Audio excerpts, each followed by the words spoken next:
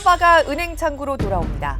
5월에 은행 문이 열리는 첫날인 4일 월요일부터 일단 신한은행이 은괴 판매를 재개한다고 밝혔습니다. 7개월 만입니다. 빗발치는 매수 문의에도 실버바를 구할 수가 없어서 은행권의 은괴 판매가 지난 10월 중순 이후 아예 중단됐었죠. 은값의 아찔했던 급등세가 꺾이고 나니 이제는 은괴를 구하는 게 좀 쉬워졌다는 얘기입니다. 은값은 올 초에 기록했던 역대 최고가 온스당 120달러에 비해 3분의 2 토막으로 꺾인 80달러 선 근처에서 움직이고 있습니다. 그나마 이 정도 가격까지 다시 올라온 것도 미국과 이란의 휴전 논의가 본격화되기 시작한 4월 초 이후입니다. 과연 이란 전쟁 이후에는 지난해 목격했던 은값의 아찔한 상승세를 다시 보게 될까요? 결론부터 말씀드리면 역시 은은 너무 어려운 자산. 보통 사람이 마음의 평화와 동시에 갖고 있기엔 어려운 자산으로 보는 게 더 적절하다는 의견이 아직 우세합니다. 그야말로 투기 수요가 다시 붙지 않으면 은값엔 다시 불이 붙지 않을 거란 얘기죠.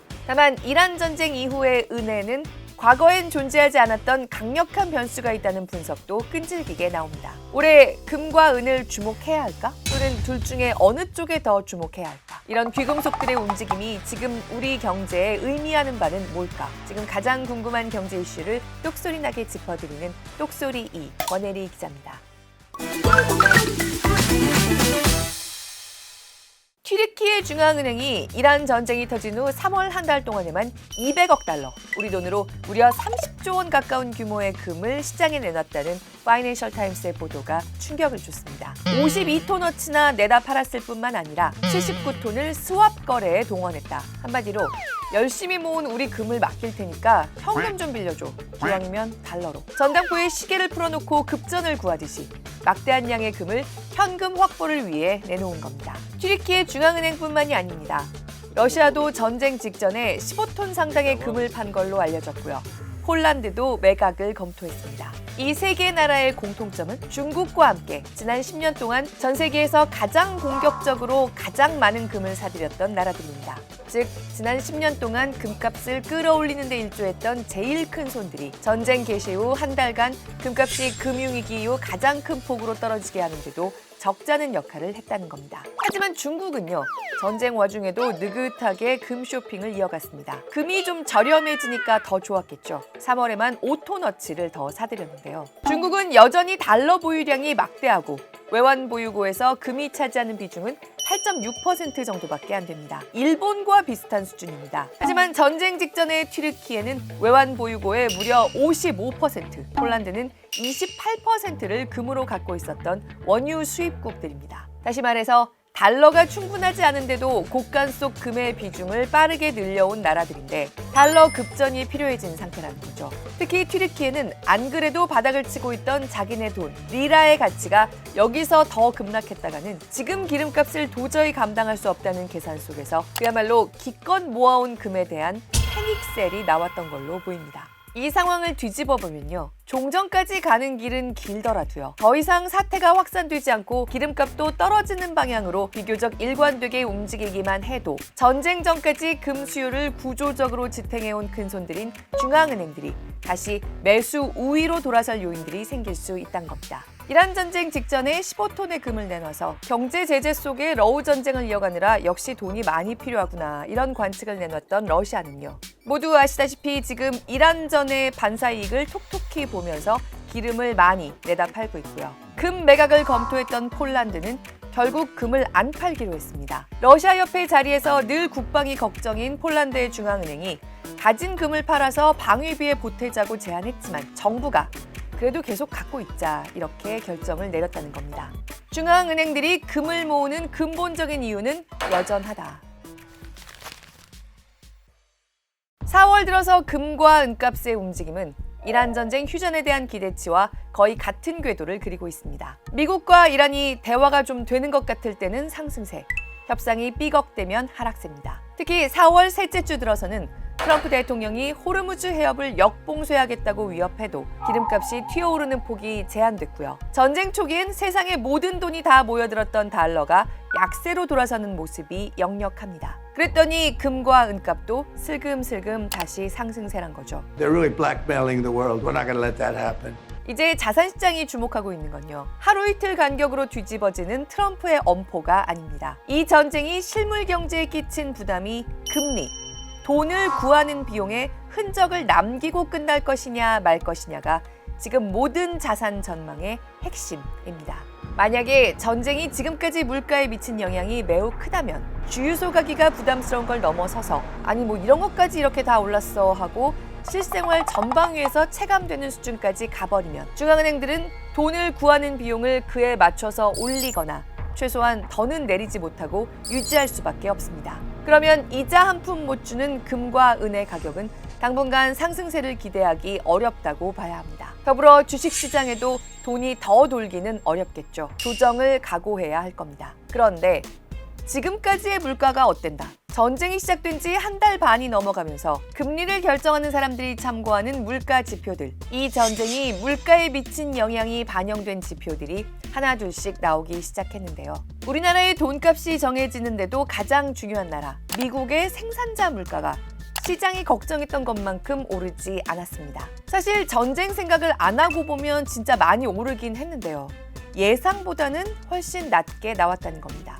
이게 중요한 게요, 생산자 물가는 결국 비용 물가입니다. 말 그대로 세상의 모든 물건들을 만들어내는데 들어가는 비용의 수준, 이게 걱정했던 것보다 괜찮았다. 이 얘기는 아직 이 전쟁으로 인한 비용 상승세가 걱정했던 것만큼 크지는 않다는 얘기가 됩니다. 아직은요. 이대로 전쟁의 휴전 스텝이 더 이상 꼬이지만 않는다고 하면 전쟁 전에 세상이 기대했던 것만큼 금리가, 돈을 구하는 비용이 내려갈 것을 다시 기대할 수 있다는 얘기가 되겠죠. 그렇게만 된다면 주식시장에도 호재가 될 거고요. 금값이 크게 하락한 3월에 중국이 오히려 오랜만에 금을 바짝 늘린 것처럼 올 초에 전쟁 전부터 조정을 겪은 금과 은도 우상향하는 모습이 나올 수 있다는 게 대체적인 평가입니다. 게다가 이란 전쟁 휴전 얘기가 나오는 타이밍이 되자 트럼프의 미국 정부에서 돈 얘기라면 가장 주목해야 하는 사람, 스콧 베센트 재무장관이 이번 주에 슬쩍 금리 인하 얘기를 꺼냈죠. 이 정도면 금리 낮출만 하다. 연준이 인플레 판단을 좀 잘못하고 있는 것 같다. 이런 얘기를 꺼냈는데요. 안 그래도 전쟁 때문에 돈을 많이 썼고 앞으로도 많이 쓸 생각인 트럼프 정부. 이란의 반격은 참아도 이자 비용 오르는 건 역시 못 참는구나. 이런 인상을 시장에 새삼 준 것도 금과 은의 우상향이 재개될 거란 예측을 키우고 있습니다. 다만 여기서부터는 금과 은의 행보가 상당히 엇갈릴 수 있다.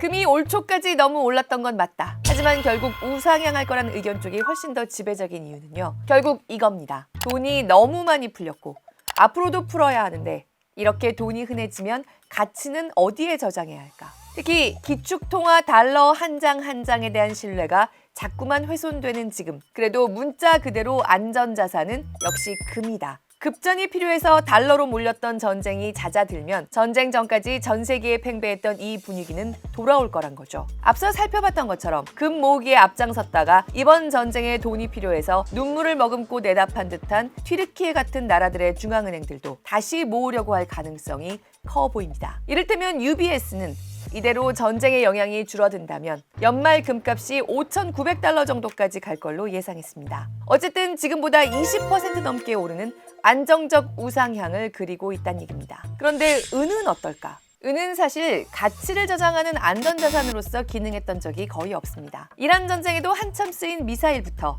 AI 데이터 센터와 태양광 패널에 이르기까지 은은 그야말로 모든 산업 현장에 조금씩, 그러나 필수적으로 들어가는 산업재입니다. 가격을 결정하는 요인들이 훨씬 더 복잡하다는 거죠.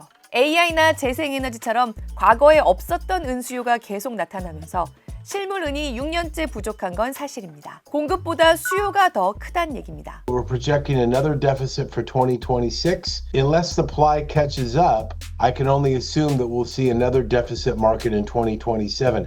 지난해 은 가격이 급상승했던 건 이렇게 실물 부족이 오랜 기간 누적된 가운데 금이 워낙 달리다 보니 함께 올랐던 게 컸습니다. 본격적으로 은에도 투기 수요가 붙은 거였죠. 은은 금의 레버리지 자산이다.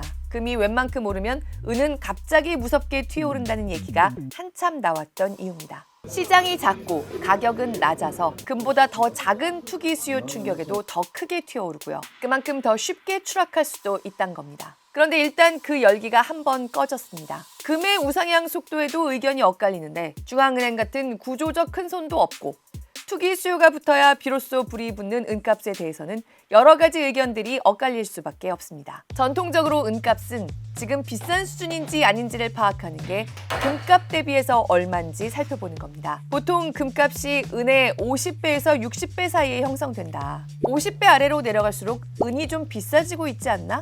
이렇게 많이 보는데요. 실제로 금과 은 모두 역대 최고가를 찍었던 올해 1월 말에 금값은 은의 45배 정도에 그쳤습니다. 금도 진짜 비쌌지만 은이 초고속으로 치솟았다는 거죠. 그런데 지금은 금이 은값의 딱 61배 정도 시세를 형성하고 있습니다. 이제 좀 중립이네.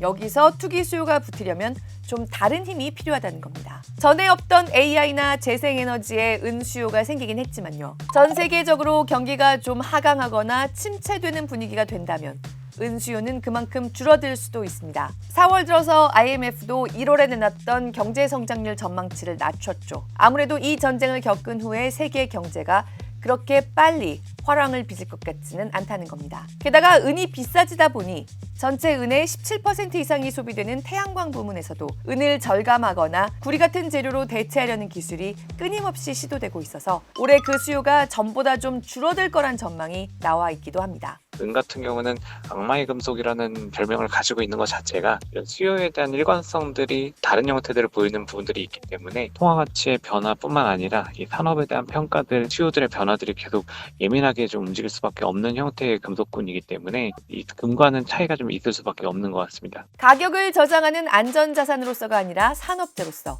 결국 올해 AI 붐이 폭발하고 경제가 활발하게 돌지 않는다면 은도 우상향을 하긴 하겠지만 금의 후광 효과까지 입어서 투자 자산으로 매력적으로 보일 수 있는 움직임까지 가는 데는 좀 더 시간이 걸릴 걸로 보인다는 겁니다.